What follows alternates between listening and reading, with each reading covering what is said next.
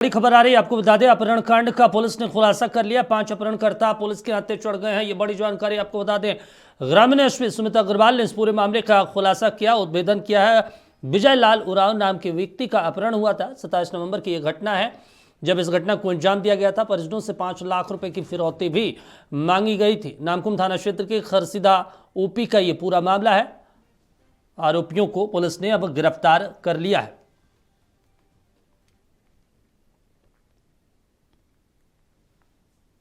मुंदरी टोपो के द्वारा कि उनके पति विजय लाल उरांव का अपहरण कर लिया गया है।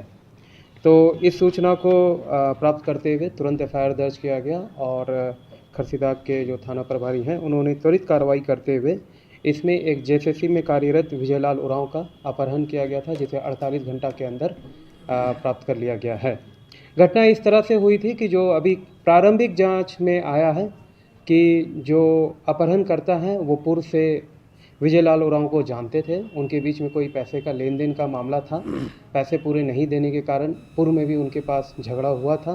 तो संजय कुमार महतो जो अपहरणकर्ता हैं उन्होंने ही किसी अपने दोस्त के सहायता से 50,000 रुपया उसको दिया और बोला कि मुझे इसका अपहरण करना है विजय लाल